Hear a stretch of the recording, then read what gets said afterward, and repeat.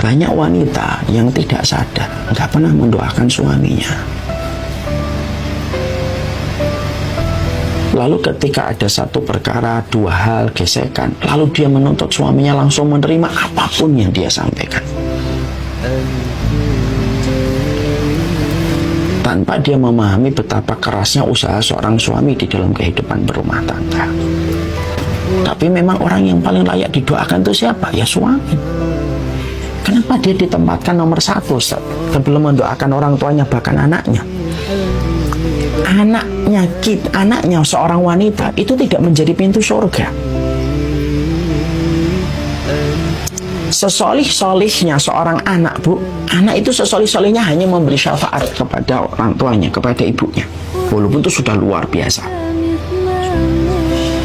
Orang tua, sekuat apapun kedudukan orang tua, kalau sudah wanita dinikahi secara syariat langsung menempatkan kedudukan orang tua itu di bawah kedudukan seorang suami. Itu kata syariat. Jangan pakai logika, jangan pakai perasaan dulu. Ditinggalkan dulu perasaannya, ditinggalkan dulu logikanya. Itulah yang kemudian akhirnya menjadikan kehidupan seseorang itu, ketika ada satu perkara yang terjadi dalam kehidupan rumah tangga, ketika dia mendapati suami saya kok begini, pertanyaan mendasarnya adalah, sudah sesering apa kamu menyertakan dia di waktu yang mustajab? Atau bisa jadi kamu ingat kebaikan orang, kebaikan teman, tapi justru kamu mendoakan teman-temanmu supaya teman-temanmu dalam kebaikan, tapi justru kamu tidak pernah mendoakan suamimu yang lebih berhak untuk kamu doakan di balik setiap kebaikan yang telah diberikan kepadamu setiap malam dan setiap fajar dan setiap siang ketika menyinari bumi. Banyak perempuan yang terkadang mampu berterima kasih kepada orang yang memberikan kepadanya 1-2 hadiah, 1-3 juta hadiah diberikan kepadanya, lalu mengingat kebaikan teman itu begitu lama dan selalu berupaya untuk menyenangkan hati temannya itu ketika telah memberikan kepadanya hadiah, tapi dia lupa apa yang dihadiahkan oleh seorang suami sepanjang hayat ketika dia bersama dengan sang suami.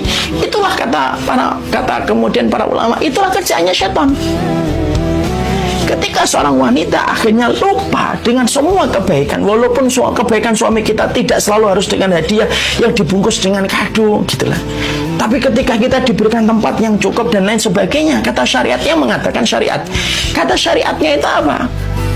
Maka sesungguhnya dia lebih berat untuk didoakan kamu. Kenapa?